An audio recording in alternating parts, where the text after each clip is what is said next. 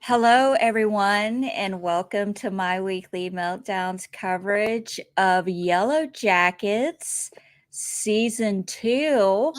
We are going to dive into episodes 7 and 8. Buzz, buzz, buzz. Buzz Buzz Beach. Buzz, buzz, bitch. God, I just want to skip over. I could sum up episode 7 like this. If I had to skip episode, okay. If I was to tell someone, okay, if you don't want to watch episode 7, you just want to go right into episode 8, this is what happened. All the girls show up at the, what is it called? The community. What does she call it? Hold on. The intentional community. Okay, the intentional community. All the girls are at the intentional community. Van is acting a little indifferent to Lottie, which is kind of the opposite of what you see in the flashbacks. Like, she was one of the original followers. So you're a little like, okay, what's going on here? But we kind of find out why. Van, unfortunately, we find out has cancer, has months to live, and scoffs at Thais offering to help her. Shauna takes care of a goat, loses said goat, finds goat, thought she had to slaughter goat, didn't have to slaughter goat.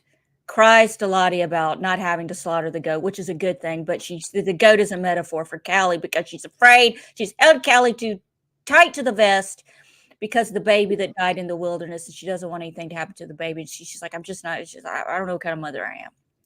Shauna, we all know what kind of mother you are. You're an amazing mother. Mm-hmm. Okay. Mm-hmm. Anyway, Natalie is not acting like Natalie. Everybody notices. Everybody's got their thing. There were two big things that came out of episode 7. The first big thing that came out of it, well, there's actually 3 big things, but the first big thing that came out of episode 7, Shauna loses her shit and beats the hell out of Lottie. That's a really big thing. Adam's torso is found and is identified because who knew the guy had cancer or donated bone marrow or some good fucking deed that gave him good God karma. That's how they were able to recognize his body, come to find out. And the third big thing that happened is we got a show tune number with Caligula in human form and Walter dancing a number. I love a good acid trip. I mean, and she's in a tank. Hold on, I've got this written down. It's we gotta go over this. First of all, like I said, everybody has come together. Everybody's got a thing they gotta do. Hilariously, Misty is in charge and is taking she is in charge. She's front and center. She's been there 24 hours. Oh, and they are already entrusting Misty Quigley with new people. The girls that get it. Yes, hello, Heather in the chat. I mean, it blows my mind. And they, like I said, they all get to choose a treatment. Everybody gets to choose a treatment. We've got Shauna picks self-care, which isn't a freaking massage. It's a goat. And we all see what happens with the goat. I'm not going to lie. I kind of had to side with Shauna on this one. You're giving me a baby goat. The track record with these bitches 25 years ago leads me to believe I'm killing the goat later. Oh, and yeah. in a stew of some kind. Maybe the added ingredient to the belt stew. I don't know. Which no one ever ate. Delicious. No one ever ate the belt stew. But we'll get to that later. Yeah. But Misty picks guidance. Is it guidance? Yeah, which puts her in a sensory deprivation tank, which she sneaks off from, but comes back. And she gets in it. And it's like, is there something in the water? I don't know. I've never been in a sensory deprivation tank. Have you, Rory? Have you ever been in one of these I things? have not, but I think like for whatever reason, like random YouTube video rabbit hole knowledge of there are sensory deprivation tanks that they are intentionally filled with salt water to make it easier for you to float. So you can just focus on having your senses deprived. So salt in the water makes you float. Yeah, Dead Sea. Have you ever heard about the Dead Sea? In Well, I know what the Dead Sea is, but I've never really thought much about what makes you float in water. it's this, yeah, I don't understand why the salt makes you float, but apparently it does. Cause Hmm. I'm not a mathematician, I couldn't tell you. Roy Nye, the science guy. Oh God, it's happening. It's happening. It's happening. Look, you hit 25, you're getting sick, you got issues, and now you know everything there is to know about nothing. Welcome to my club. We got jackets. This is members only. I know everything there is to know about absolutely nothing. And we got jackets. Welcome, Rory. I'm happy to have you. Period. I got this great description that I found off vulture.com of Misty's whole guidance deprivation tank thing. It says, Oh, no. while inside the lights go out and she begins seeing visions slash hallucination. She begins to see visions slash hallucinations of sorts. Try saying that 3 times fast. These consist of a human-sized Caligula played by the delightful John Cameron Mitchell, dancing and singing to her, as well as Walter joining in on the number. Misty talks with the human vision of Caligula and asks if people only see her. Well, Caligula asks, "Do do you think people think you're desperate for love, or do they see you as a murderer, like Walter and Shauna both now have accused you of being? Is it me, or is Caligula a gay man, a chain smoking gay man, regretting life? Like, I could have done drag anywhere, I could have done anything. I am Caligula. I am Misty fucking Quigley's bird." Oh, I But think my I think that would be the most interesting cage to be in. That's better than being a fly on the wall, in my opinion. literally, Yeah. literally. She like witnessed so many abductions and crimes, we're Oh, assuming at this point. God. How many times have you looked at your pet or an object around you if you don't have a pet and go, thank Christ you can't talk? Daily. Mm. Hmm. My cats daily. Oh my God, the dirt you have on me is endless. I think my favorite part about the Caligula scene is my favorite part of episode Yeah. 7, because I think I messaged you when I was watching. I said, "What in the Masked Singer is fucking happening?" And what did I say? I don't remember. I think you were like, "Oh, you're on the Caligula scene." I had a bunch of I don't know anything about show tunes. I'm lost. I don't know what music is playing. I don't what is Elijah's what is he singing? What is happening? Is this a known show tune, or is this just No, a song and I dance? I didn't recognize it. Okay. If it is familiar, I didn't recognize it. But then again, I kind of geeked out about Walter's music in the background in episode 8, which we'll get to. We'll get to that and what I thought that was. I love what you thought that was. I was like, yeah.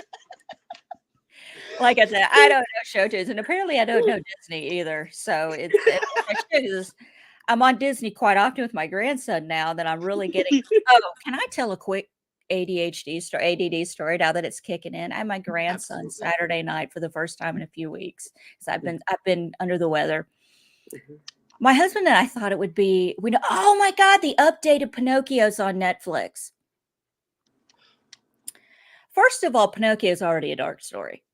But for some reason, when you're watching it on Disney Plus, the old version, it's fun and it's light and it's, Geppetto and Jiminy Cricket and Pinocchio and, it's so animated and fun. And then you're watching the updated Pixar version on Netflix and you're like, this is some deep, dark, sad shit that I'm sitting here next to my 18-month-old grandson who's glued to the screen.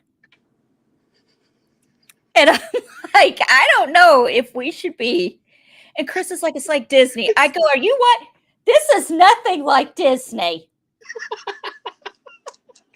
Have you seen Jiminy Cricket? He doesn't even go by Jiminy Cricket. Like, he goes by his birth name. It's crazy.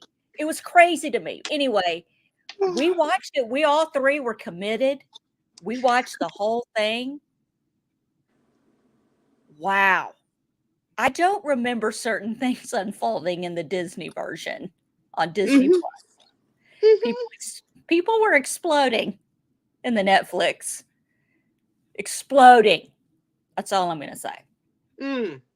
Anyway, so that's that.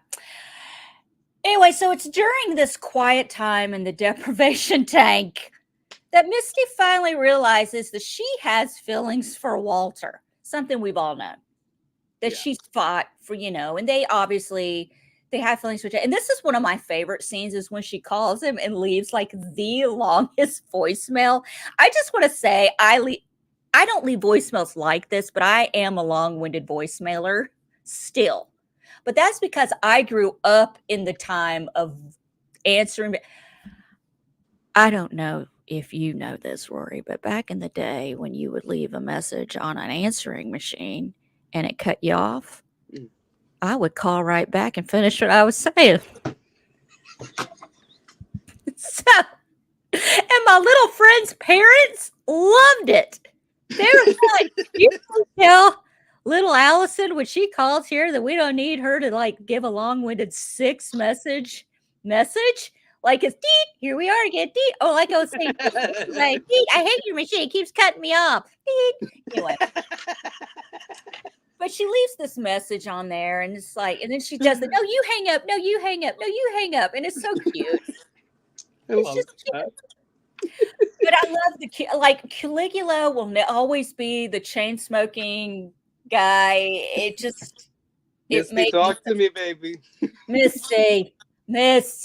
What's on your mind, sweetie? Why? Why does everyone think you're a murderer? Caligula, I think you know the answer. Mm-hmm. You know the answer. Yeah. Okay, because it's like the human version of Caligula asks if people only see her as someone desperate for love or a murderer. I mean, even Caligula sees it.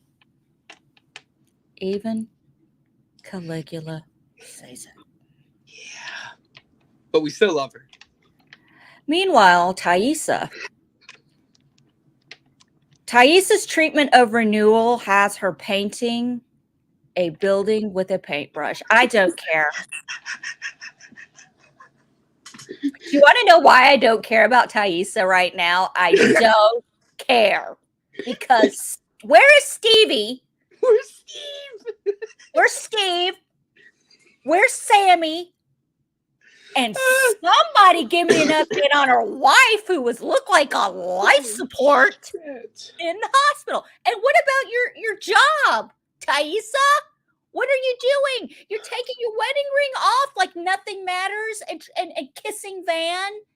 And Van is like, we can't be together. And she's like, I know we can't. She goes, no, we really can't. I have cancer.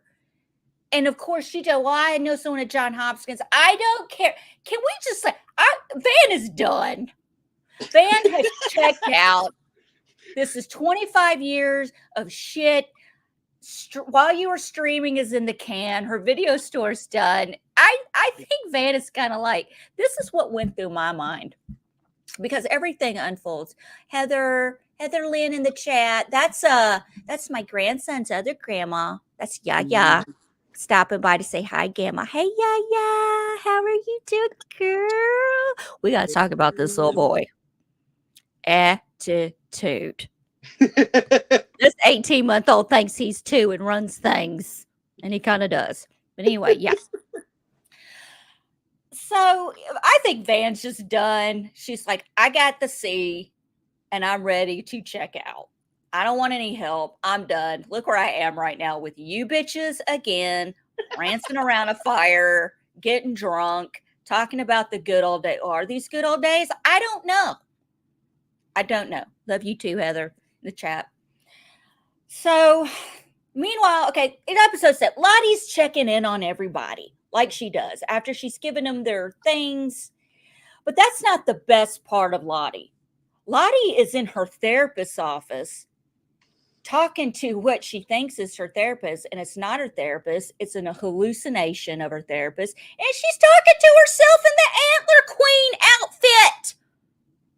Girl, she's happy everyone's there, but yet she's terrified. Bad things happen when these girls get together. That was like that's like one of the few things this season that's made me like, not, I didn't physically do it, but like stand up and go like, yeah, like yes, she's I thought we were going there. Turns out we've been there. And I was like, yes. Well, I mean, it's like, I have kind of been like you. I've been kind of like waiting on that, like is it me, but is it like every movie where someone thinks they're talking to their therapist and they've lost their shit? There's always that one moment where they think they're talking to the therapist and they're really not. It happens more often than you think. So I was waiting for that key moment to kind of play out, and it did. And what did she say to her? She said she's terrified everyone is there, and her therapist suggests that she feels this way because when she was with them in the past, she felt free. So why can't she embrace that now? Lottie says that they hurt each other, boy. Bitch, you said a mouthful right there, because we're getting to that. Oh, yeah.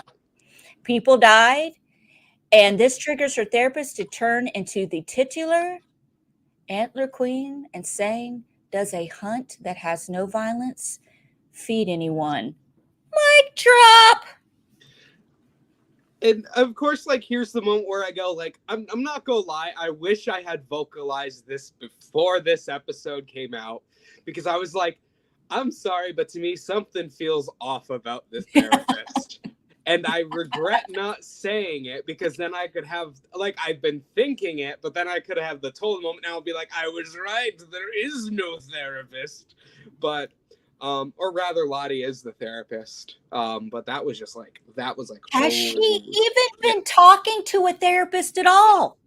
I just thought like we were at her, like she was leaving the intentional community to go to a therapist's office. Turns out, nah, she just been talking in her private cabin. I'm still stuck on intentional community. I've never, when I was locked up in the nut house, it was not an intentional community. It was the mental bin. It was the mental hospital. That's where I'd be at. I got to go outside.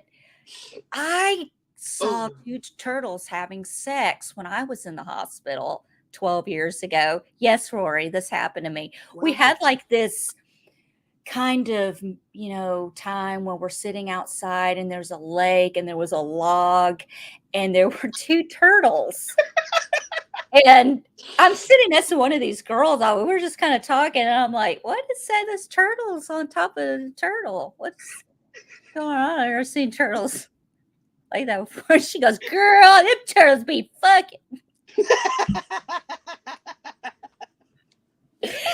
I lost my mind. I'm not laughing. I was like, oh. It's like you go on more nature walks. I don't know. Excuse me. But excuse my language. She said it just like that with a cigarette. And she had a cigarette in her hand, and I'm just sitting there like, oh, give me that. But yeah, but they were, and I'm like, they really do that. I've never thought about how turtles procreate. I've never thought about anything. Maybe she was messing with me. I'm sure someone will correct me if it was she was messing with me. I don't know. But anyway, that happened to my intentional community experience. And my addition to the tangent, unfortunately, I am a child of the internet, and being a child of the internet, I was subjected to a video of a turtle having sex with a croc. Crocodile? No, like the shoe. Like the rubber shoe. Oh, God. I was about to say, that is like a horse having sex with a chihuahua. I don't even know how that would work. I mean, Jesus. A turtle, and they make noises. Okay, we gotta stop talking about this. Welcome back to my demonetized meltdown. We are making nothing off this video. We're making history here, folks.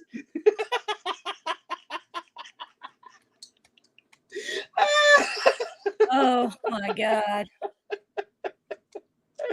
Oh, I could hear my son now. Oh God, I turned into your channel, Mom, and you were talking about chihuahuas and horses having sex. I had to turn it off. Why are you on YouTube?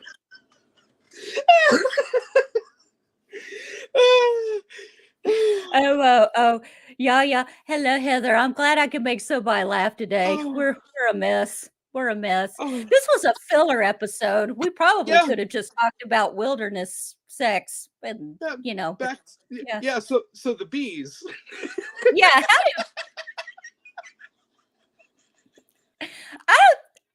I'm good with not knowing about bees, but we're okay. Oh, I'm fucking lightheaded now. Oh my God.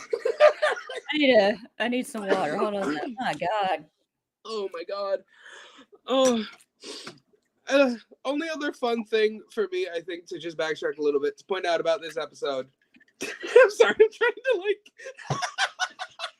I spilled water on that. I love how you're trying to reel it back in. Well, to get back to what we were talking about on Yellowjackets. I'm trying to reel it back in, and I just lost the whole damn fishing rod. What I thought was funny that I caught on a third watch through, was that Misty tried to pick forage, but then because Van jumped on it, she was stuck with the self-deprivation tank. So thank you, Van, for being the hero of episode 7. So I got my Caligula scene. And this whole episode, I'm trying to this is what I'm doing, y'all. I'm taking the now and I'm going through all of the now, which is the present, and then we're going to go through all of the past. Because it's just going to have to run together on this one. Towards the end of the episode, Natalie gathers everyone together, and Lottie kind of walks in after this Antler Queen therapy session, and she wants everyone to go home. And no, we're going to do shots. It's going to be fun. You know, and they dance and they laugh, and there's this whole happy montage, and it is actually a good moment together. But as they dance, the snow starts to fall and interrupts. And it's kind of I wonder if just snow falling in general is just triggering maybe to them to some extent. Oh, look, we're able to forget and drink and have a good time. But then the snow starts to fall. And that's when the bottom falls out, because Melanie Linsky, Shauna gets a call from Jeff. And like I said, I don't have a quote of the week this week, but I do have kind of the whole Jeff just calling in a panic is hilarious to me. This poor man has literally done nothing wrong. Literally nothing wrong. And he's just guilty by association. Of course, he could get it for obstruction of justice to covering up stuff. But anyway, the whole girl incident. But anyway, he calls, he sees it on the news, and he's like, hey, Shauna, your artist buddy, they found his body. Yeah. And it got identified. So yeah, that's happening. And that kind of ends the episode of 7. And we jump right into 8. This after getting the news that Adam's body has been found. And technically it's not his body, it's his torso. And who was left in charge of getting rid of that? We found out Natalie was. Natalie didn't really measure how deep it was. Come to find out later, she says, well, I didn't have a tape measure. I'm sorry. If I have been given the task to bury the remains to keep all of us out of prison, I will find a way to get a tape measure. I don't care what I have to do. I will get some means to measure and make sure that shit ain't never found. Yep. You understand what I'm saying? There's 2 rules of thumb to go by for this. Number 1, the depth of the shovel itself, because that's the rule that I learned from Holes. Is that's about 6 feet. Thank you. The Shia LaBeouf classic. Shia LaBeouf classic. You will take Madame Zeroni up the mountain. And I too will drink. But then also like, yeah, literally, I'm like, I'm just like, I'm not that I would ever be in that situation, but I'm like, yeah, like if she says to dig 6 feet, then bitch, dig 8. Yeah, I am digging to China. Mm-hmm. Okay, I am not going to stop until I can't dig anymore. That's what's happening. And see, my mind goes like, I've watched all these true crime, all these things. I'm thinking all this, like, this is going to get discovered. They're going to be able to find out who it, just everything about it. They got the tattoos off with what looked like a cheese grater. That's one of my favorites too. But you can't find some lie, some soap lie or so. Has anyone ever seen Breaking Bad? Hello. Just anyway, I don't want to give anyone ideas on how to get rid of a body or anything, or I don't want someone I know to disappear and they come back and reference this footage on YouTube either. You know what I mean? Yeah, exactly. But this whole thing kind of forces Shauna to go back to the group who's already been drinking and kind of go, well, I have some news. And just, they found Adam's body. And it's just so, they kind of try to mask their panic, but that doesn't last very long because Van's like, what? And Lottie and Van don't know what's going on. There's been this whole side circus show that's been going on, They killed, okay, yeah, he's dead. We killed him. We dismembered him. We got rid of body. Obviously, we didn't do a good job, Natalie. Somebody didn't measure the death hole, the grave right. It's just, I don't know. But they have to tell the group. But in telling the group, everyone gets mad at Shauna for telling Jeff what they did. It's during the confession that Lottie ushers everyone to reconvene in the sharing shack. Hell yeah. So that others don't hear them, since they've been having this conversation just so whimsically out in the open. Just, hello. Oh, that's Hi, something everybody. I can do. This headphones. Spin around in my chair now. Hello. Oops, I knocked my mic down. So nobody. Hopefully, whoa! I should have done that with my vertigo. Oh Jesus! I may pass out. Oh no. Okay. So I'm sorry. I'm just trying to figure out where I am about that. Yeah, everyone's more upset that like Thaisa and Misty and Natalie are more pissed off that that she told Jeff than that the body's been found. It does nothing else. Van is pissed off because Thaisa once again is lying. I have a mountain that has been made into a molehill out of things I'm pissed off at Thaisa about that are not gelling so far this season. And I've already been like, who's taking care of Steve? Where's Sammy? What's going on with the wifey? All of her job that she just got voted into, like all of this stuff that we're just gonna not even pay attention to. It's just driving me nuts. Yeah. I guess they're excusing her job stuff with like, she just got elected, so she hasn't actually taken office yet. But she still does like appearances and shit she should be doing, from my understanding. At the minimum, she's not taking care of her family. She's not taking care of her family. But one thing, when they're in the sharing shack away from everyone, everything kind of comes out. Like it comes out that Thaisa is the one that hired Samantha from season 1, the reporter, right? Was her name Samantha? I can't remember. Crap. Why am I blanking on the name now too? Something Rogers, right? Samantha Rogers. Well, her last name was Rogers. So it turns out that she's the one, like she sent the postcards. Cheryl Roberts. Cheryl Roberts. I don't know the name. But didn't she send the postcards? She sent the postcards. No, she didn't send the postcards. Ignore that. I think that was Jeff to do the blackmailing.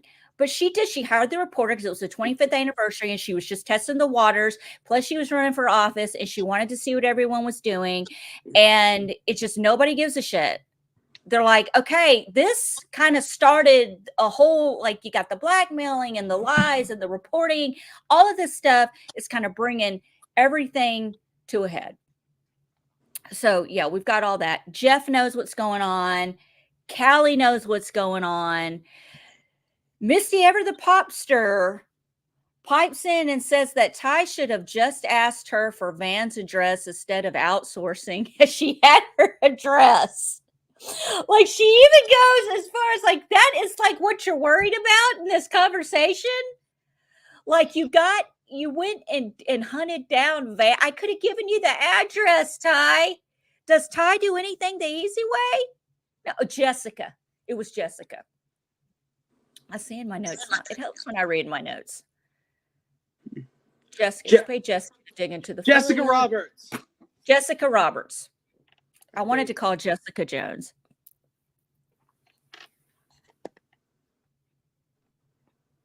Hey, Alicia in the chat. I'm sorry, I'm reading her comments as we're going along. So anyway, so all of that's coming out. And we also find out that, you don't have to worry about Jessica saying anything else. Misty is taking care of that. You could hear a mouse fart with that comment. So much is going on. She took care of it like she always does, which doesn't exactly sit too well with the group. Now, Shauna also, this is my other favorite part about this whole share shack. Shauna mentions that the FBI has been asking questions about Natalie. Once again, Misty pipes in and dismisses it actually being herself and Walter. She begins telling everyone about how she and Walter were trying to find out who kidnapped Natalie and how they interrogated Randy. And since he had been staying at the same motel as Natalie. She then says that for an innocent man, Randy seemed terrified that he brought up Jeff at one point.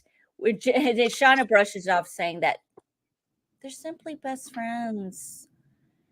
It was probably nothing. No, Randy was in on the blackmail too. He knew all about it. Yep. Did he not? They find out the blackmailer. This leads right into the blackmailer was Jeff. No way. But you thought it was Adam because of the glitter. No, it was Jeff. Because Jeff doesn't know how to use a dustbuster or any other mini vacuum cleaner and get rid of fucking evidence. Poor Jeff.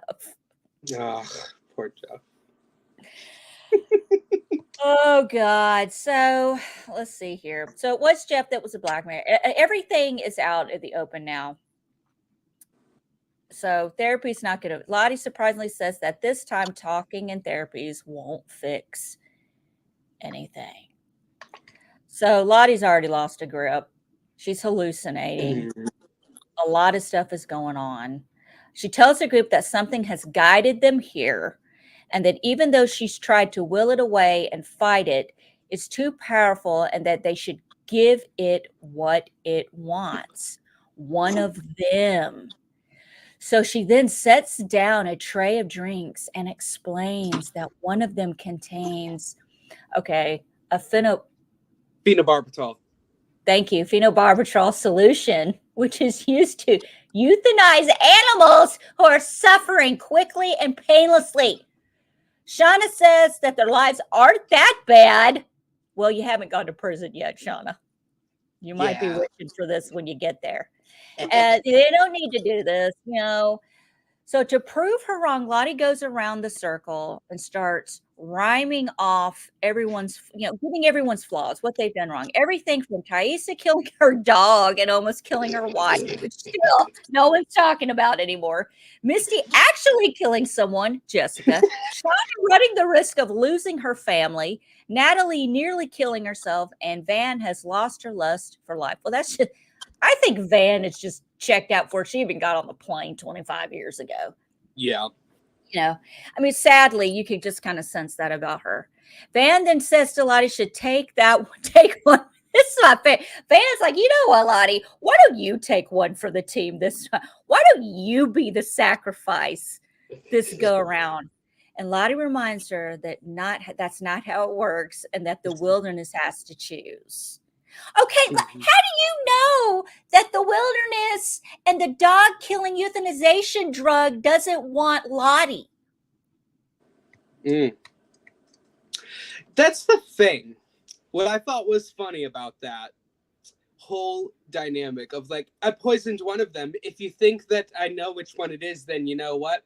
I'll pick last, or you can mix them up. I'm like, for one, picking last from like gambit positioning, being left with whatever is like statistically the highest odds of survival. So like, of course that's what you'd say.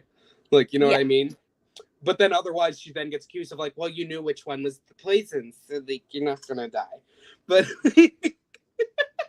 but I just liked I liked the foreshadowing imagery because like we didn't have the context for the queen with no eyes a few episodes ago, and Lottie going through stuff and finding that, and I was like, what the hell does this mean? And then we found out this episode, and I was like, eee.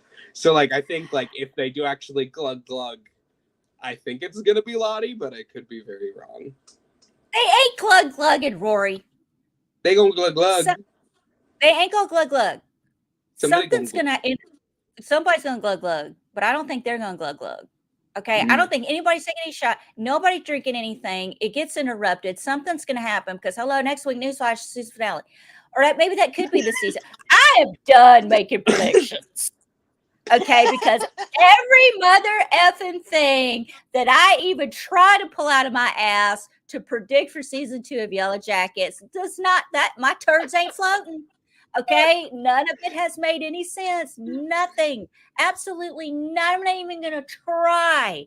But I will say, I don't think anybody's dying as far as that goes. Yeah. No. It's this weird dilemma where I feel like last season we were fully like on the roller coaster free fall at this point. This season it feels like we're still like climbing up that metaphorical chain. Like I don't know what the fuck is gonna happen on Sunday.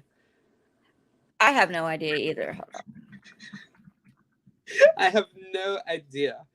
Pardon the French.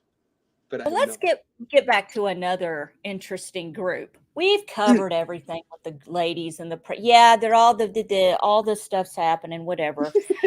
On the flip side of the present timeline, you have Jeff and Callie are paid a visit from Kevin with a Y, and J Matt, the police officer, FBI people who have a search warrant. Okay.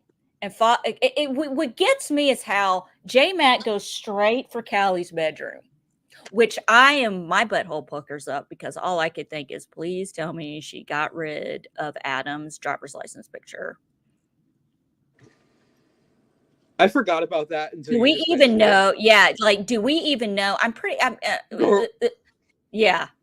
That's going to be in this. Like I said, I'm trying not to make it because everything I done said. I appreciate the diversion of what everyone expected of Adam being identified by the tattoo, with them going, oh yeah, she's graded that shit off. I'm like, I appreciated that swerve because I'm like, oh, he's just gonna get ID'd by the weird tattoo on his back. It's like, no, they did a fucking weird thing. Anyway, they did. It couldn't be normal. Not with this group. Nothing is normal with this group. They got the search warrant. They're searching everything. Callie's walking around with her phone. This is supposed to be a phone. According to J Matt, going, oh, that's my underwear drawer is next. Oh God. So I mean, and they're just kind of have their little banter back and forth, but it does kind of end with Kevin with J Matt and Jeff at the kitchen table showing him the pictures. This is what we found. We found the torso, and Jeff just being Jeff is just like constantly with his hand on his head. And Kevin's like, look, considering your wife's past and Adam's body was obviously dismembered, do we need to remind you how clean these cuts are? How it looks like the dismemberment went, how clean it is. And, it's just kind of like, well, how do you even know? Like, how do you even know it's this guy? Like, how do you even know? And he says he donated bone marrow and it's in the system. His marrow, his bone marrow, something How, like that. It's in the system. how and also, how would they be aware of what, unless if they have openly disclosed it, how would they know what Shauna's role was out in the wilderness 25 years ago? I don't know, but this kind of sends Jeff into a deep, deep, deep, dark place where he has a nightmare that Shauna comes home and her hands are the thing that you slice a turkey with. What is that automatic thing that you cut a turkey with? The slicer Yeah. on both of her hands. And she's like, oh, huh, and it just Do you cuts not them love up. me? Do you not love me? Zzz. Do you not love me, Jeff? Yeah. Electric kitchen knives just slicing into his abdomen. I'm just And he's glad. just like, oh my God. I'm just glad that we finally got the sequel to Edward Scissorhands, Shauna Sawfingers. Thank Shauna you. saw I fingers. thought way too long and hard for that one, but guess what? I said it. Shauna says, what did you call it? Shauna Sawfingers instead of Edward Scissorhands. Shauna saw finger. Well, definitely hit the mark with that. I agree. I co-sign. I love it.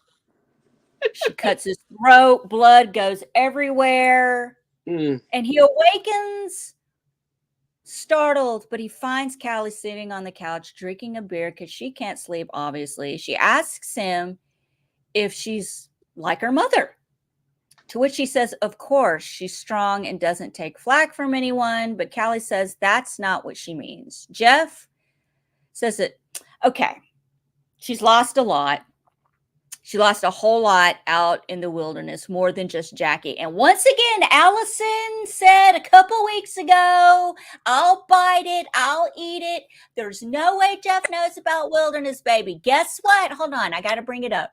I was wrong. I was so wrong. I admit it. Here we go. Trying to figure out what really happened versus what Allison predicted. There is no way. From now on, whenever Allison makes a prediction, I'm just going to throw up the red flags. Because I'm wrong. I'm wrong. I'm wrong. She lost a lot more while out in the wilderness. He reveals to Callie that Shauna was pregnant and that she had a baby, which she lost. He seems to struggle to get the words out. And it's the first time we've seen him acknowledge that, it was pregnancy and then it was his child. And then we now know how that storyline played out for him too. It makes it a lot more heartbreaking. He tells Callie that all of the weight is only his and Shauna's to bear, though. This explains a lot more as to why, they have the relationship that they have. And I just love this relationship so much. Going through something like that really can either destroy you or bring you closer, and it brought them closer. And I just love this couple so much. It is a great couple. No, so, and to bring it into everything that's going on, we've kind of addressed it, but I saved the best for last. On more of a minor note, as in a brief shining moment that lasted a long time for both of us. But it will likely play a huge part in the future. Walter finds out that Adam's body has been found. He doesn't so much as think before he's sending an email to the police department saying that he has information they might find useful. It's unclear whether he's going to try or throw them off or throw Misty under the bus, but anything seems possible. Okay, you and I. Okay, first of all, let's go ahead and address the music. Yes. The music that was playing. It's okay. You can let it go. No. Oh, what a pun. Thank you. What a pun. My inner theater kid loved Walter's music. We had a fun little moment that, you know what, if you know, you know. That's all I'll say from the pun of let it go. But I just thought it was interesting because I actually knew both of the songs that were playing in the background because he talks about loving theater, so they were theater songs. The first song that's playing is from Sweeney Todd, which, if you don't know, Sweeney Todd is about a barber serial killer who has a pie shop beneath him, and he has a business relationship with the lady who runs the pie shop, and she suddenly starts selling the best meat pies in London. Which hits a very similar note to Yellowjackets, which is why I thought it was funny. Fits right in. So I was like, this is fucking perfect. And then the second song that's playing, which is why I think Walter is going to betray the Yellowjackets / Misty, is the second song is from Phantom of the Opera, which is Music of the Night, and the whole premise of that song is that's the Phantom luring Christine, who's the main character, down into a trap. So I'm like, Walter's gonna screw them over. But the other thing we saw is that he grabs some purple clothing before he leaves his $1 million home, or however much it's worth, after getting a life settlement. Yeah, because I totally forgotten the guy was a billionaire. So Yeah. at this point, and of course, which song did I think was Frozen? Let it snow, build a snowman and shit. Like which one of the songs I was like, isn't that is that Frozen? Do you want to build a snowman? I think you thought the Phantom song was that because you were like Sweeney Todd and Frozen. I'm like, what? Did it not sound similar? Could you not sing that song with that song? It's kind of similar. No, it would definitely be on a Theater Kids playlist. Okay, thank you. So I will give you that. I just thought personally how funny it is. Just thought it was so funny.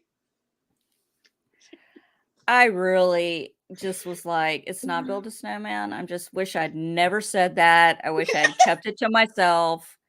So before we get into the 90s part, that does bring me to my playlist real quick. Yes. And it's like, we're not going to dive in too much. It's very, God bless, how many notes. The playlist from both episodes 7 and 8, the songs that I recognize are the ones that I usually bring up. Alanis Morissette, I don't know if you noticed, the opening song, No Return, was a little bit different in the opening credits. It's Alanis Morissette covering No Return. Alanis Morissette, You Ought to Know. You ought to know Get it. You ought to know. Yeah, big 90s. Big in the 90s. So she covers No Return. A really great song by Nirvana, Something in the Way. I love that song. Sneaker Pimp, 6 Underground. Anyway, Barbra Streisand, Not While I'm Around. Andrew Lloyd Webber and Michael Crawford, The Music of the Night. Yes. Smashing Pumpkins, Bullet with Butterfly Wings, which comes into play at the end of episode 8, and Low by Low, Poor Sucker. I wanted to address a song really quick that they played that it's a hard song for me to listen to. It's called Lightning Crashes by Live. And if you've ever actually listened to the lyrics, it is about life and death coming together as one. One person, there's 2 people in the hospital. It's one person is dying, and as that other person dies, a woman is giving birth to a child. And if you've ever experienced loss as far as losing a child, that is a hard song to listen to. Pretty much death in general. Someone close, like I'm talking like all death is hard. All experiences are different. But like a parent or a grandparent or a child or someone immediate, extremely close, a boyfriend of a spouse, that song is beautiful. It is very hard for me to listen to. And it kind of shook my foundation a little bit when it started playing, especially with Shauna losing the baby. And I hate it when people say Shauna lost her baby. I hate it when people say you lost your baby. I just want to say, just for future reference, just from someone who has experienced it, I don't think, and I know it's not on purpose and people don't usually correct you, but to say you lost your baby or it's kind of a blow if you listen to what you're saying. You have experienced a loss is what I would recommend in the future. To say to someone you lost a baby is kind of without blaming someone. You're not doing it on purpose, so don't come for me. I'm just telling you the mindset of someone like that. Yeah. You have experienced a loss, maybe Yeah. not you lost something. Look, I know where it is. I didn't lose it. Okay? But that's Yeah. just for me. That's my 2 cents. But Lightning Crash it also beautiful, beautiful, beautiful song. So now we're going to get into the 90s, thank Christ. Let me scroll all the way down this. Oh, Jesus. Okay. Okay, this is then in the 90s. I got Shauna buries her baby in a shallow grave, marks it with rocks. Shauna is unhinged because she thought she had a bigger purpose in life, and now that is gone. You know, Ty tries to calm her down. It doesn't work. She's very, very, very, very triggered. Okay, which is understandable. So there's a lot going on. I cannot wait for Mari to go in the pit. Can I just say that out loud? I'm ready for this bitch to go in the pit, and I'm very disappointed the piss bowl did not fall directly on her face while going down the steps. Okay, there, I said it. I don't like Mari anymore. She's a entitled little bitch. I'm done with her. Okay, how can you praise Misty in one breath, trying to, snapping back and doing everything she could to freaking help Shauna, and praising her, and then turn around and go, I find, I just start gossiping about Crystal's disappearance, and that she's still missing. I find it weird, like her only friend is missing. Mari, do everyone a big favor and shut the hell up. You're barking up the wrong tree. Period. This bitch is not playing anymore. It's like you drop the people and start crying. Are you crying because of the smell or because you're trying to build sympathy for us, the viewers? Because I think it's the smell. Yeah, it's like you want us to chant and cheer when this bitch finally flies into the pit. Like, yes, finally, 8 seasons in, she's finally in the pit. Thank you. Yeah. Now, there's a bunch of stuff that we're going to get to, but I really want to get some other things out of the way really quick before we get to the meat and potato of everything. Misty is out looking for Crystal. Can't find her. Goes down to the site where the crime scene. Can't find her. She's gone. She's up at the top of the mountain. And by the time she gets up there, she sees Coach of the interim assistant to the principal, Coach Ben, standing by the edge. She tells him he's too close and he just simply asks her to push him off, which Misty, of course, refuses to do. She then attempts to keep him from stepping off, saying that she'll eat him if he does. I'll eat you, Ben. And doesn't she threaten to tell everyone that he's gay? Yeah. No, she threatens to out him. She threatens to say he made advances on all of them, that he's the reason Tommy got pregnant, and that she would enjoy his high-calorie butt meat. Yeah, and I will enjoy eating that ass. I just love the way that she said it, and that somehow we didn't know that this line was coming, but we talked about it. But then it came up. And even though he says he doesn't care, it's enough to make him take a step back from that cliff and hightail it back to the cabin. Does he not?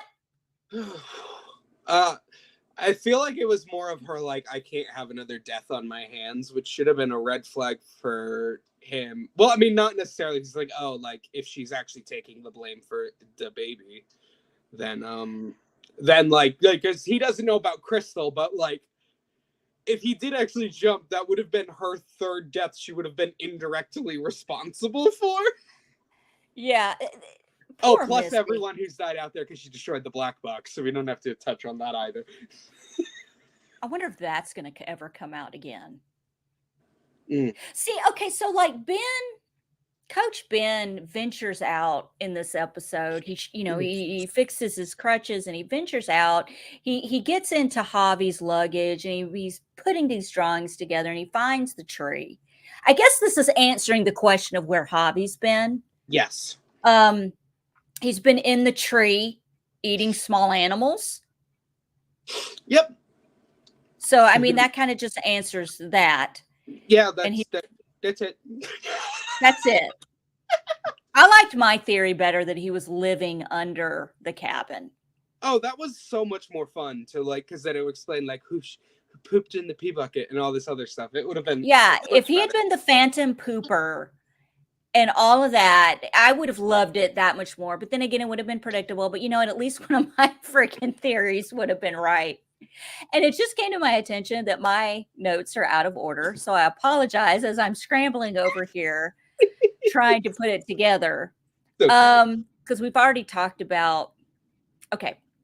So this brings us to just to kind of sum everything up. Misty is in the cabin humming. It triggers Shauna because Shauna says that's the same song that was playing when you were all eating my baby, in her nightmare. So she's getting on to Misty and Lottie is like, look, bitch, just calm down. Like, seriously, just calm down, blah, in which she punches her in the face. She punches Lottie in the face. Okay, in here I have she slaps, but now that I'm thinking about it in hindsight, no. She sits there, puts her arms behind her back, and orders the other girls to put Javi and Travis in the other room. Why not say put Ben in the other room too? Maybe Ben was already in there. Otherwise, I don't think Ben was in the room. I didn't see a man in there. I think in the sense they're like, he's a not threat. to let any of the men stop this from happening, and they're like, Ben's not going to be able to stop it. I mean, what, do you think he can't swing a crutch? What are you trying to say here? I kind of felt like, why just those two? If I were Ben, I would have been like, what the fuck? I can break this up. What the fuck, Misty? What the fuck, Misty? So anyway, so they get locked up and she's brutally beaten. This is a WWE play-by-play. This is a MMA. I'm sorry, MMA, not WWE. This is some real shit. This is some MMA fighting. This is bad. She's beating her bad to the point where, they've got her up in the, she's just going to town. And it's okay. This is kind of goes along like you sacrifice the one for the many instead of sacrificing the many for the one. She's putting herself in harm's way to protect everyone else, which is admirable. Yet you have to also think of the situation that you're in. You have no medical care. You're pissing blood at this point. They're taking care of her upstairs. You're so bad Misty's sleeping next to you. Yeah. It's that bad. It's so bad you got Mari and Misty up there together. It made me the kudos to the special effects team because the end of episode 7 appearance for Lottie made me very physically uncomfortable. I'm not like, it was very realistic. Yeah. Like her face being swollen. Like, I hate it when I'm watching a show and someone takes a swing to the face and there's nothing there 5 minutes later. And I'm like, I saw it. You should have I have been punched in the face by a Waffle House waitress. Okay. I'll bring it up. Let's go. I've been in one physical fight with another woman. Men, that's a whole other thing. Women, I've been in one physical fight. And she punched me because I would not shut up. Rightfully so, wouldn't shut up. I was right. She was wrong. But she took it a step further and punched me in the ear. Mm. I have also, and that effed up my ear really bad. I had migraines. I mean, it was really bad. I had a little bit of a bruise right in this area. I also dropped a 10-pound metal weight on my cheek 7 years ago. Shit. I was in the gym and I was doing the press with my little 10-pound weights, and I was talking. It's always when I'm talking. I'm talking to someone and it slipped and it just hit me. And the guy ran over and he's like, "Are you okay?" I had every blood vessel burst. My entire eye was blood red. Like it looked like someone took my eye out and put it back in. It looked like a black, it was really bad. And it was like that for a month. So my point is, when you get hit, you get hit. Stop making it look like people ain't getting hit. And Allison, I know the exercise is called a skull crusher, but you don't have to literally do that. No shit, dude. I was like this far away. I was waiting on a curb stomp. I was waiting on freaking Shauna to curb stomp Lottie's face. If there'd been a curb. I think I messaged you. The UFC referee would have stopped that fight before the girls did. Like, what the fuck? How is Lottie alive? Well, she's pissing blood, but we know she lives though, because she's in the future. That's what I'm thinking now. Is how the fuck did Lottie recover from that? She literally just got beat to an inch of within her life. And there's no doctor. And I'm sorry, Misty Quigley is not a doctor. She's not a doctor. She became a nurse later on in life. Yeah. Yes. I think it's kind of like Shauna is also taking care of her. She gets a blanket, and one of the girls throw away Yellowjackets that we don't even know who it. Oh, it's funny. You care now. You care now. You want to give her a blanket. Was it not Mari? I thought Mari said it.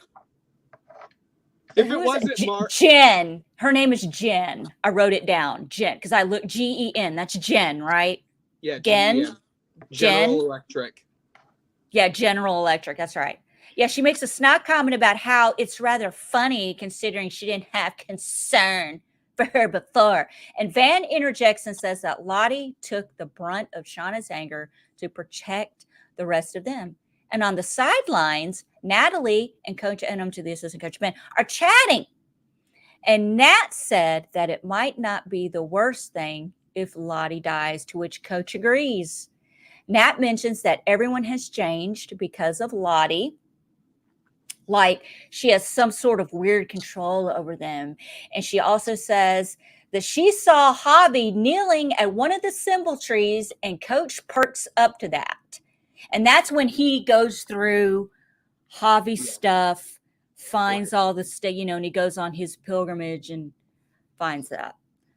So, but I was trying to think in here, it was just animal bones and probably it was just small animal bones, which I liked the idea of, like, thank God it's not a bunker too. Thank God it's not an actual bunker. It's just I'm glad it's not. Yeah.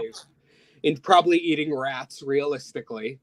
Probably eating rats. How come he could find all those little small animals, but one kid who is at least 3 or 4 years younger than these chicks, he could find little things to eat, but the big group couldn't find anything to eat? What do you think? Do you think it was because he was praying or all underground hibernating in winter, and he's underground too? Okay, you don't think it had anything to do with him? That's the excuse I'm gonna give it. Realistically, I'm thinking Ben's now going to be living there because, I'm sorry, how is he getting out? No one knows he's there. And he wasn't there for what I'm about to talk about. Mm-hmm. Mm-hmm. So, we're getting there. I'm building up. Does Travis and Natalie finally make up in the episode? Okay, after she's finished helping, Javi make some gloves, he sits next to her and tells her that she's a good person, and he's sorry for ever making her think otherwise. Meanwhile, Misty is checking on Lottie, and she is fading fast and hard. Lottie tells her that if she dies, that the team is not to waste her body, and makes Misty promise to basically eat her. And Mari's like, well, the wilderness will let her die. They shouldn't worry. Girl. Are you crazy? Mari, shut up. Mari, stop talking. Mari, shut the fuck up.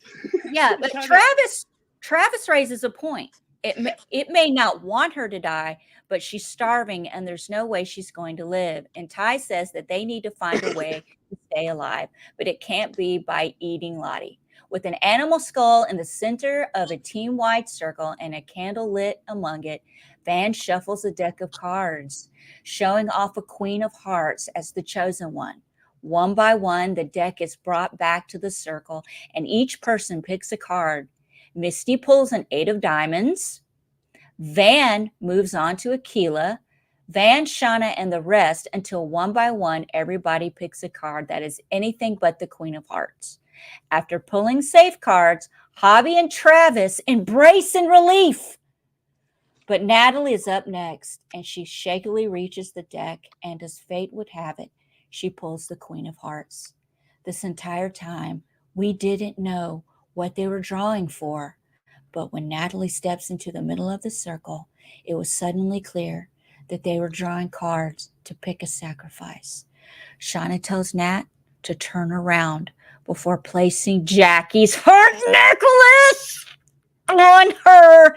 And I'm like, so that's how they mark, with the necklace. None of this is how I ever imagined it. She then raises a knife to her throat, but before she can do it, Nat turns around and tells Shauna she'll have to look her in the eye when she does it. Okay, before we get to anything else, can I bitch? Can I can I complain?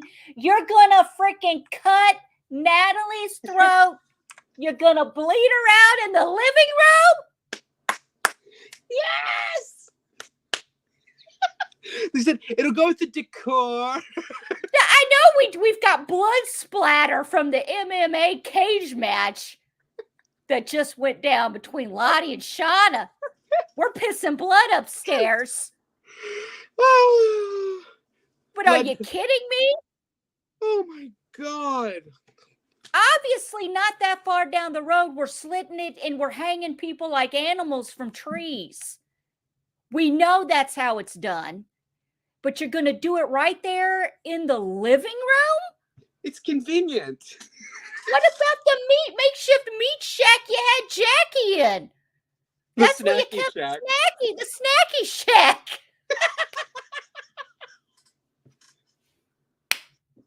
Do we not take her to the snacky shack? We can play hacky sack in the snacky shack. That's so a 90s thing too. I'm sorry, but the mother in me, the OCD in me, my husband even stopped and went, wait a minute. I'm a guy and I'm a slob and I still wouldn't do that in there. It's a choice. It's a choice. It's a bad choice. It's a messy choice. And there's so many other choices. Mm-hmm. So with that being said, I'm going to finish this up, baby, because I got a ways to go. And we got to talk about it. Travis tackles Shauna to the ground and tells Natalie to run. Having been the team's chosen sacrifice himself once before, he's having flashbacks of being bound, and it's about to happen to him. The team chase after her, with a few staying behind to keep Travis in place, but Javi follows the team because his brother tells him to go. Does he not kind of tilt his head to him to go? And once again, nobody's stopping little Javi. It was okay to put Javi in the back room when the MMA fight was going down, but nobody's going to stop him from stopping what's going on outside. No, he had to draw a card. He's involved. Okay. The team chase after with a few staying, like I said, they keep Travis in place. Javi follows the team. However, he isn't there to hunt Natalie. Instead, he wants to help her. He tells her he knows a place where she can hide and that she'll just have to trust him. His heart's in the right place. This breaks my heart. This place is likely the very hole in the ground that the coach has found. He better keep his ass in. That's all I'm going to say, coach. You stay in that tree. But Okay, Javi and Natalie Mm. run across the frozen lake, which I got a bitch and a few just coming. You know what's coming. You know what's coming. They run across the frozen lake. The team catches up to them. They're about halfway across. The ice suddenly begins to crack and breaks under Javi's feet.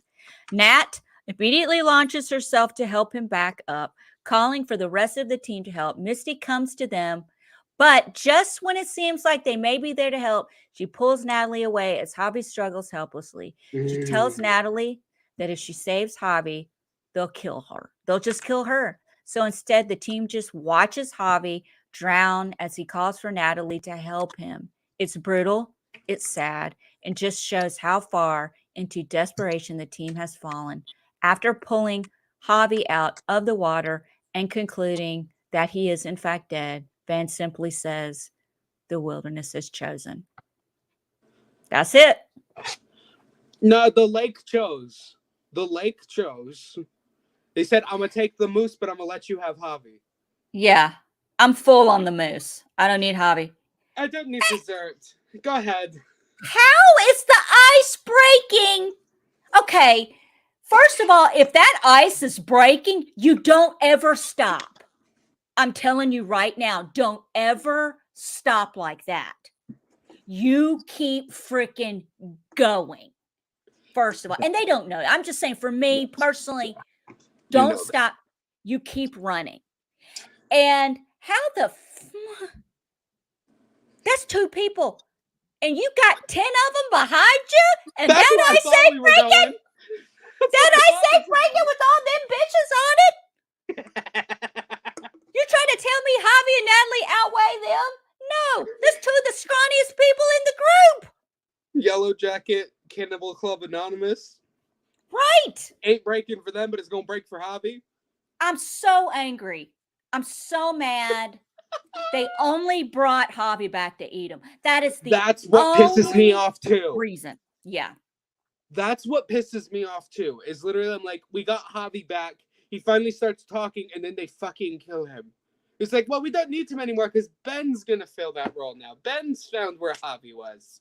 Ben's next. He'll keep his ass in that tree. Yeah. Man, Ben misses out on everything, man. He's so fantasizing about living in the cabin with his boyfriend, Paul.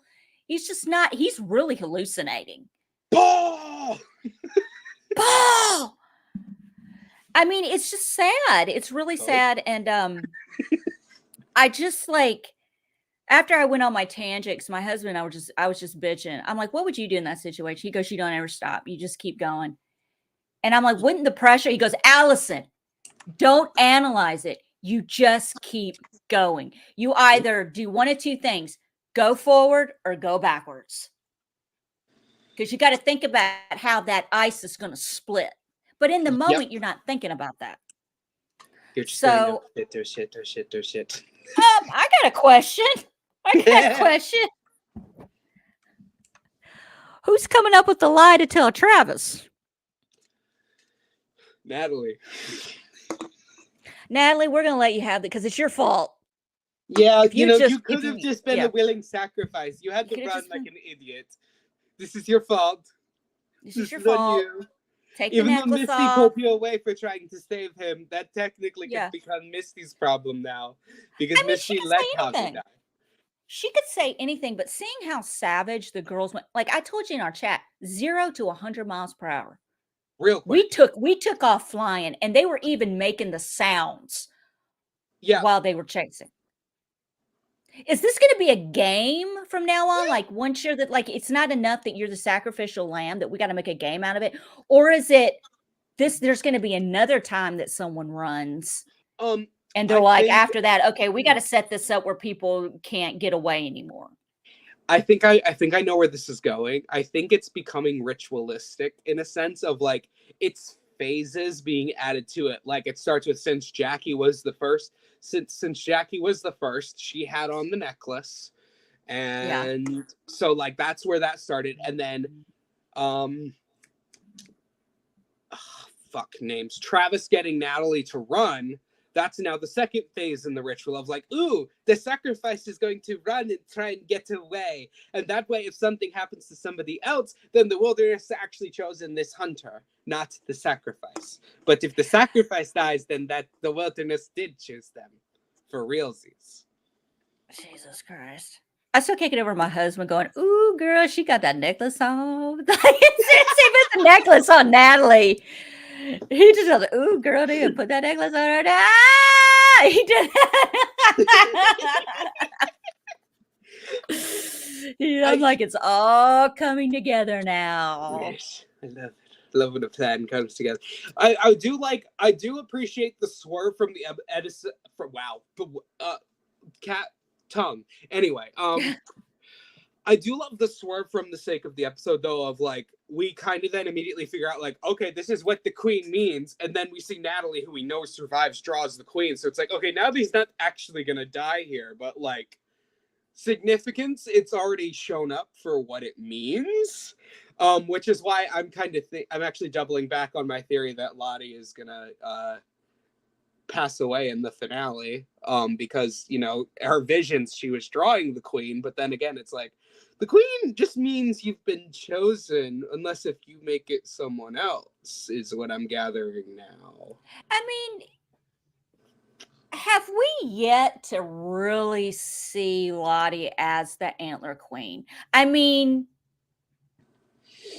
we have the finale last year. Well, it was she did have it. I mean, I'm just like, is the Antler Queen something that is like, you're kind of like, I kind of get what you're saying. Is it a different Antler Queen every week, every sacrifice, or if you draw a certain card, you're safe for the week and you're the Antler Queen? What do you think? No, okay, so the only like confirmation I have for our pilot Antler Queen is we know from footage of what we've seen is it's not Misty. That's the only confirmation we have of who Misty is not the Antler Queen for the pilot. And I'm pretty confident based on wardrobe it's not Van, because it looks like Van is the one checking the pit after Pit Girl falls in. Exact. Yep. And we assume it's also not Shauna.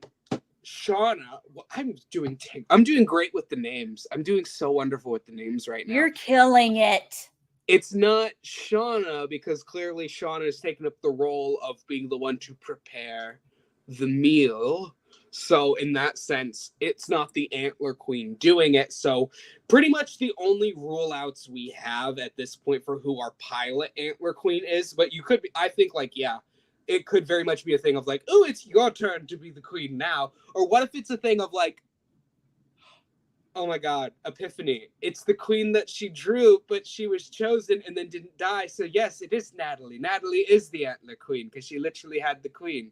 Anyway, the only real confirmation we have for who isn't the Antler Queen, I think by process of elimination by wardrobe, is Van. We know for sure it's not Misty, and based on role, it's not Shauna. Which leaves of our main characters only Natalie and Thaisa. I think at the end of the day, it is Lottie. I mean, as much as we try to kind of any idea. I mean, there's a million different theories. There's a million different ways you could shake up electric kitchen knife at it. I don't know. It's seriously, exactly. But so next week we're here, Rory. It is the finale. The season finale, season 2 of Yellowjackets. We've made it to episode 9. Before we sign off here, what is your prediction? So this is the problem. I know we talked about not watching the next time on Yellowjackets. I watched it. I watched it. Okay, good. I think we are losing a character at the intentional community during our finale. That is my prediction.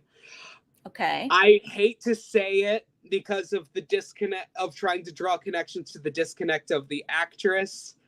It might be Natalie dying, but I'm still trying to run personally with the theory that it's Lottie going, because then it continues the shenanigans of the Yellowjackets needing to avoid the legality of it all. Of like, oh, so you're telling me you're telling me that you just so happen to get an fender bender with this Adam Martin, and then you go for a spa weekend with all of your teammates, and suddenly the person who runs Yeah. the retreat dies? It makes sense for me for storyline into the future for it to be Lottie.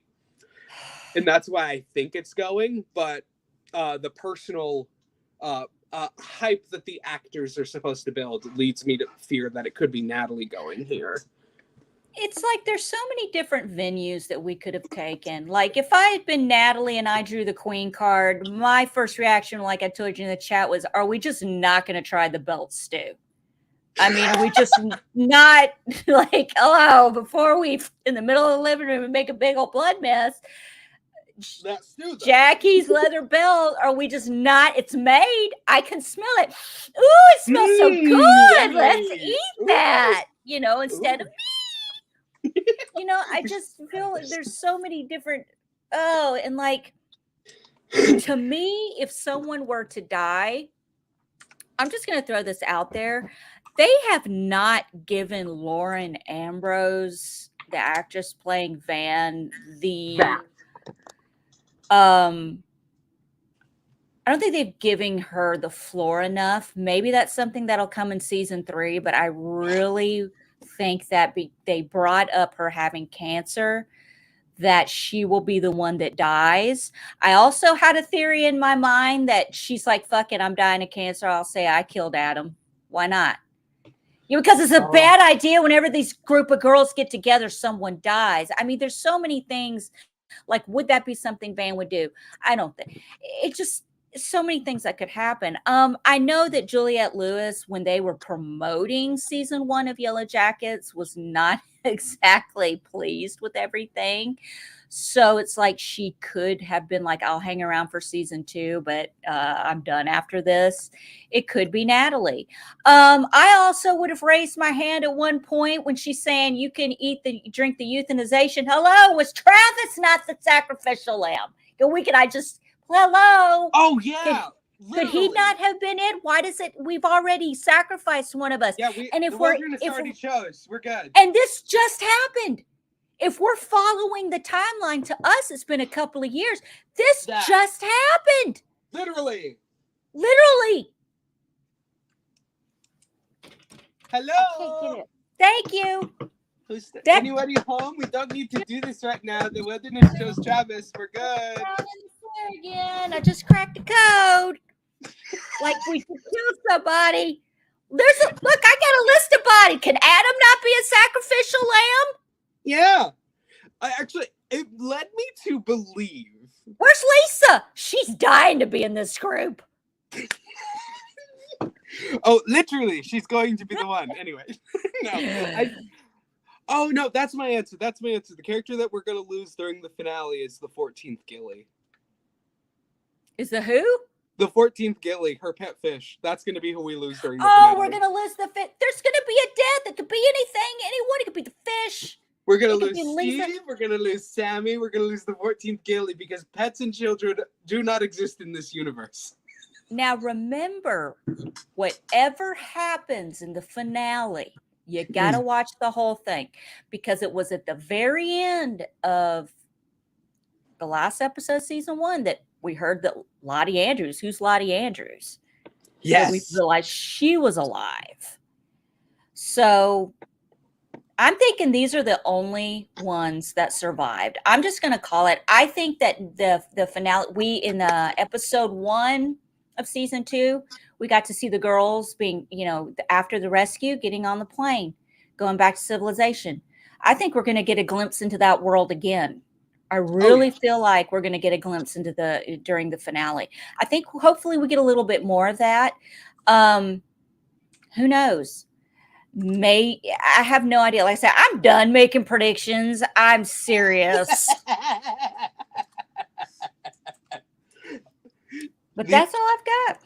The thing that I'm looking forward to for the finale is, because of the next time on Yellowjackets, we are getting our dream of the Walter Jeff team happening. Oh, spoiler alert. Stop watching right now if you don't want to know what happens next. Sorry. Do it right. No. That you didn't spoil anything. I am. I'm about to spoil something. So stop watching right now. Are you going to help me move this body? Yes. Who's dead? Who's Lisa. dead, Rory? I'm going with probably, J-Matt. Probably the guy. Probably the J-Matt? guy. Yeah. You think the detective? We got to kill somebody. Oh no, not him. Not him. I meant the guy who was helping Shauna. I think that's who got knocked out. The guy who gave Shauna the goat, because he's high up in the chain of command for Lottie. And if they're like, oh, wait, were they at the community? Are they at the community? Oh, I didn't catch that part. Yes, you can tell that they're in the kitchen of the community where they made the calls. Oh, could be Lisa. I think that's why I said I think the help me with the body. I'm assuming it's going to be the guy, because I think he's clearly high up in Lottie's chain of command. How is Walter going to introduce himself to Jeff? I just can't. That's how. I'm so excited. That's how. Hi, nice to meet you. I'm Walter. Can you help me with this body? I am so freaking pumped for next week. So, with that being said, guys, please subscribe to my weekly meltdown. Rory and I will be back next week for the finale of Yellowjackets season 2. We stuck it out with you all season long. We love you. We appreciate it. None else's predictions have come true, and that's okay. That's okay. I'm just going to shut up. All right. So we're going to say someone's going to die. Someone or something is going to die. Yes. We're going to get a glimpse into the rescue. I really hope we do. I hope so. I want to see more. I want to see more of that. Like, yeah, I get it. We've established the cannibalism. We've established how that unfolds. It is going to be a ritual. They're going to wear the neck. Yeah, I get it. I don't need to see it repetitively. Let's get into how they got rescued. Let's get into the aftermath. Let's get into the down and dirty days before the rescue, how they're living, drinking their own piss. Who knows? Let's get into it and see them get rescued. I want to see what their life is like when they get home. We've already seen what happened to Lottie. I want to see what happens to everyone else. Oh yeah, I think it's funny because I was kind of expecting that, because we kind of got like a introduction to the background of the characters as our opening for each episode of season 1, but we only really got like what happened after with Lottie for this season. We didn't get that for anyone else. Yeah. So I want to see that too. I mean, could that, if they're going to stretch this out, maybe that'll be something we get at the beginning of season 3. I don't know. Season 3, I know it has already been, they started on, but had to stop because of the writer's strike. So that's anyway, excuse me. Writers do deserve credit, and they do deserve more money. So give it to them. Let's go. Jesus is pushing Big Brother back. It's pushing all these shows back as fillers. So we'll see. And, somebody, I don't know. I'm not going to get on a Big Brother tangent right now, but I kind of voiced my opinions about some things a few months ago, and it looks like they might be doing it. Did you not see what I posted on Twits? I think I might have missed it because I'm doing the weird thing where I don't check social media at all right now. It's good for you. Good for you. I'm 46 years old and I can't do it. I've been detoxing so much shit from my life. Good. I think I'm going to try that too, damn it. Let's see if I can do it. I don't need to be on social media other than to just... No, I don't. I don't have to advertise for Survivor. Anyway, if you watch the show Survivor 44 finale, we're doing that Thursday night instead of Wednesday. The other two I host with, they can advertise. I think I'm going to try it too. Good deal. All right, guys. Rory, anything else? I would also like to say, just as a personal quick plug, not that I've been told to do so, but the show I got to do back in November of last year has all aired now. For those of you who like binging. I want to binge. For those of you who like binging, if Allison is intrigued enough to talk about it, I can reach out to somebody who is in the cast or some others in the cast if we want to do a show to talk about that. Yes. Where can they I'll find just it? What's it say, called? it is called Ascendance Live. I played season 3, and from my understanding of them, because I'm not involved in production, I believe they're getting ready to film season 4, and we can talk about that another time, potentially. It's called Ascendance. It is called Ascendance Live. It Ascendance is Live. YouTube? on to YouTube. Yes, and then also just, which again we can dive into tangents another time about it, but like again, it was experience of a lifetime. Would highly recommend you watch, support, all that shit. Will do. Will do. You did this for me. I'll do that for you. I'm gonna sink down to here. There we go. We'll do this down here. All right, guys. Hold on. Hold on to your leather belts. The finale's coming next week. All right, guys. Thank you so much for watching. And like I said, if you follow us watching Survivor 44, we will be live Thursday night for the finale special, where Allison is once again crowned the winner for picking the winner. This has got to be getting old for Tyler.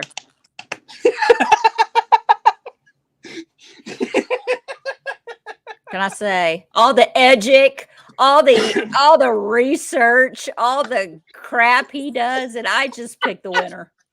I don't know. I liked it. That one. Yeah, that one. Why? I don't know. I like it. Yeah, I like him. Funny. All right. Yeah, I know. It's great. All right, guys. We'll see you next week. Bye. Goodbye.